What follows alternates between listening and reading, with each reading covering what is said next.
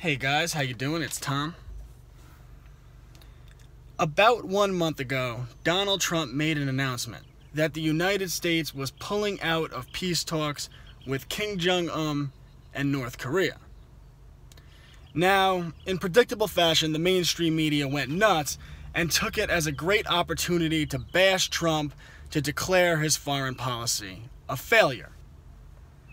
Now, for those of us who pay attention and are objective, we knew that this narrative was ridiculous. I mean, just the setting up of peace talks in the first place with North Korea was a foreign policy milestone all on its own.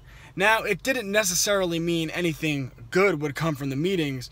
Just meeting with someone doesn't mean anything. But Trump didn't just get a meeting. He got a meeting on preconditions, and North Korea released all of the Americans it had been holding prisoner. And North Korea actually shut down some of its nuclear testing facilities and gave a verbal commitment to at least attempting to end the Korean War, which had been going on since the 1950s.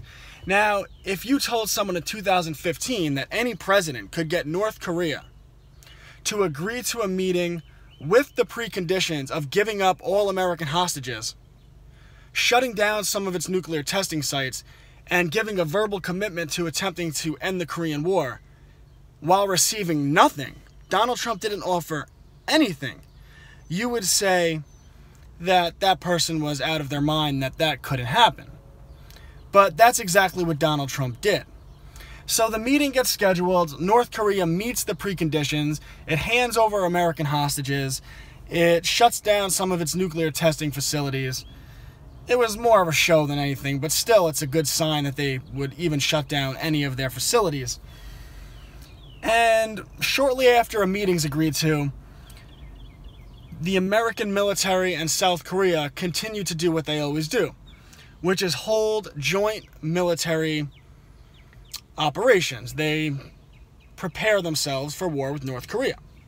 Well, Kim Jong-un comes out and he says, you know what, I might have to cancel this meeting because I gave you the hostages, I shut down some of my nuclear facilities in good faith, and you're still running joint military exercises with our enemy, South Korea, who we're still at war with. So maybe we'll pull out of the meeting.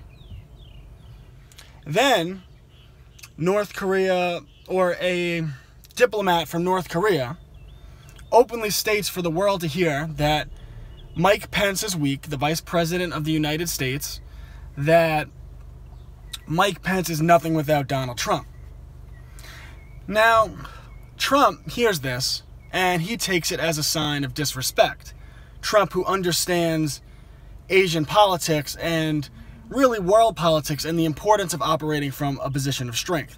So Trump comes out and says that you criticize us for running military exercises when we never talked about stopping them, and you disrespect Mike Pence, my number two. We're pulling out of the summit. Trump doesn't give in. He continues to operate from a position of strength. Well, Kim Jong-un responds to that strength and writes Trump a letter by hand saying he apologizes, whatever he said in the letter, could we just go forward with the meeting? He didn't mean any disrespect, and Trump puts the meeting back on. So once again, going into this meeting, even if nothing good comes from it, just on the preconditions that Trump was able to get, the handing over of the hostages, the temporary pause of nuclear testing at these nuclear testing sites, and at least a commitment to try to end the Korean War. By any measure, if nothing else comes from it, if the meetings go sour, well, it's still a major foreign policy win. But obviously in the meeting with Kim Jong-un, there is tremendous potential for world peace. Now, why does Kim Jong-un agree to give up the hostages and stop nuclear testing in the first place? He didn't do this for anyone else. He certainly didn't do this for Obama. He didn't do this for Bush or for Clinton. Clinton actually gave North Korea their nuclear capabilities. Well, the reason is that Trump, as a negotiator, understands that you should always negotiate through a position of strength. So Trump, as he said he would do in the campaign, leveraged China, who was propping up Korea, put immense pressure on China to not help Korea when Trump put immense pressure from sanctions on North Korea. So now Trump's putting full force of sanctions on North Korea, pressuring China, letting them know they better not help North Korea. And all of a sudden, North Korea finds themselves in a bind because their economy was doing so bad that Kim Jong-un has to worry about his stability even with all his dictatorial powers. So Trump operates from a position of strength, gets Kim Jong-un to agree to these preconditions, getting nothing back. Kim Jong-un disrespects him, tries to poke the bear, if you will. Trump doesn't give in, cancels the meeting himself, and Kim Jong-un begs Trump to come back to the table because he understands that Trump is operating from a position of strength. And that brings us to the meeting. So anyone who says that Trump didn't get preconditions doesn't know what they're talking about.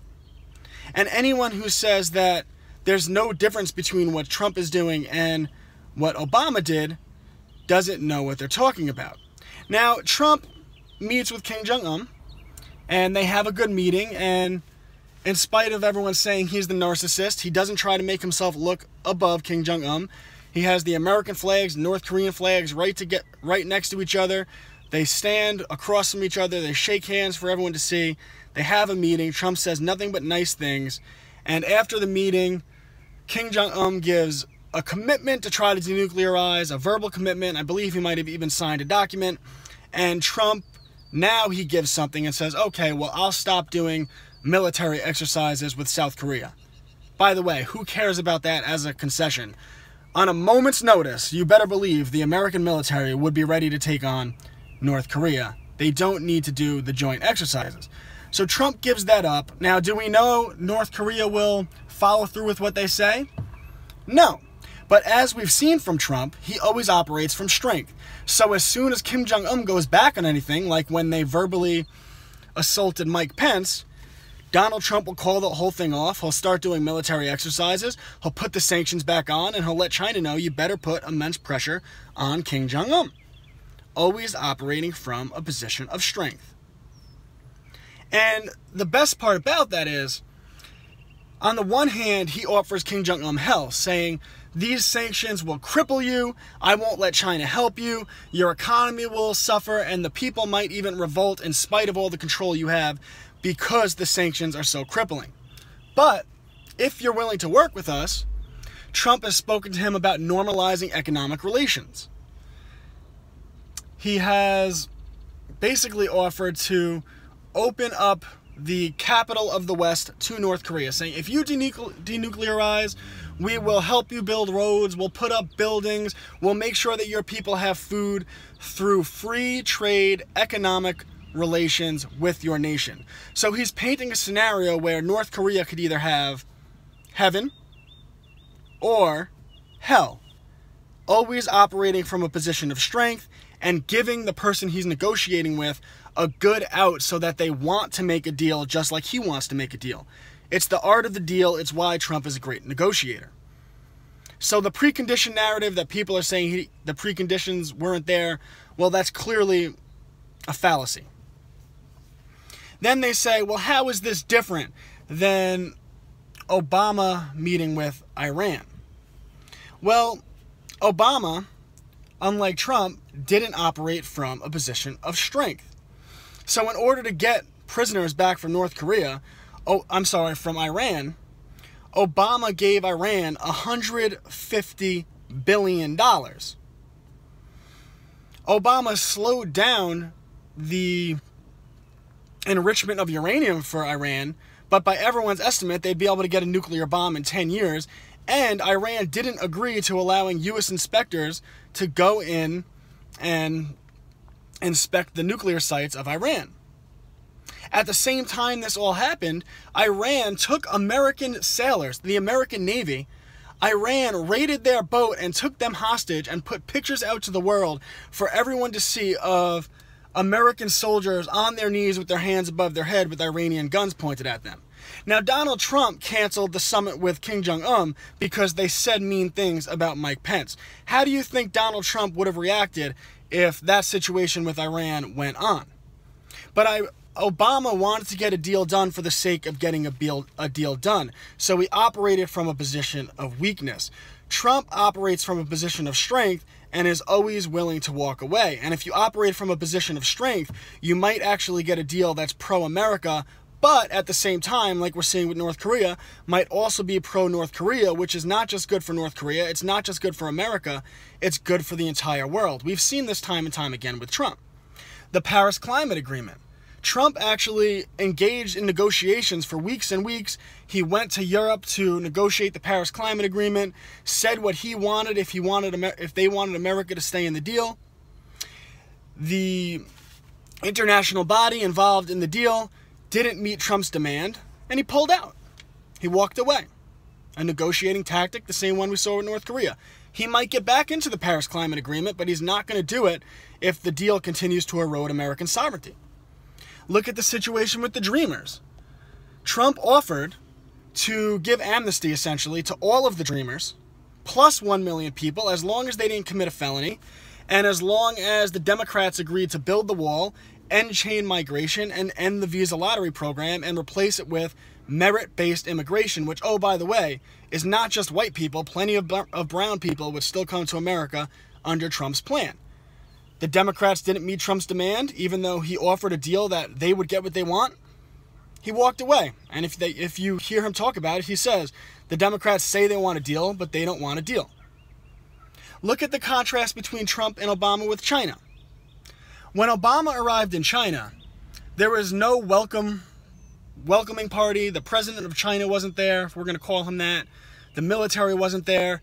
Well, Trump said during the campaign, if he had showed up to China and there was no red carpet, he would have turned the plane around. And of course, he was criticized at the time. But just like with Kim Jong-un, Trump understands leverage, negotiation, and especially Asian politics.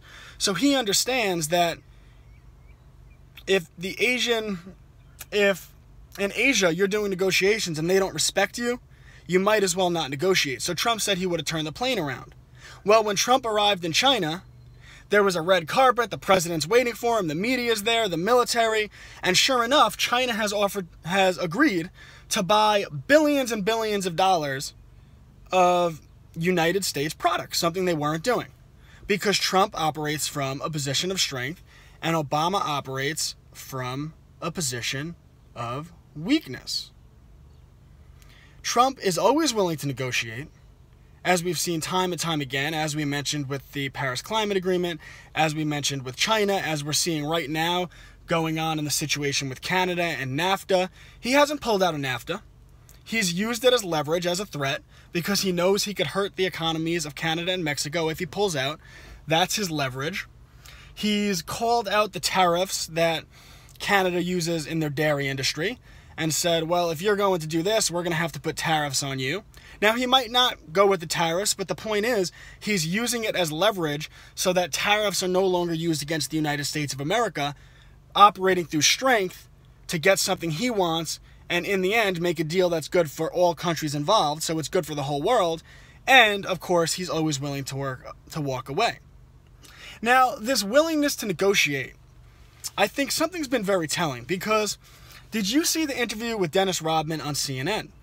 Well, Rodman, when he met with Kim Jong-un in North Korea, and we all criticized him, so did I, and now I realize I live and I learn as to you have to keep an open mind with people. And Rodman says he came back to the Trump administration and said that Kim Jong-un wants to meet with him, wants to negotiate. Could we do this under a few preconditions? Now, Obama could have operated under strength the same way Trump did and got a meeting with Kim Jong-un and got American prisoners released at the very least. At the very least, that's a win. Worst comes to worst, you don't like what he says, the prisoners are released, you pull out of any deal. Rodman says Obama didn't give him the time of day, but Trump heard Rodman out. Isn't it interesting that we heard the same thing with Kanye West when he talked about Obama?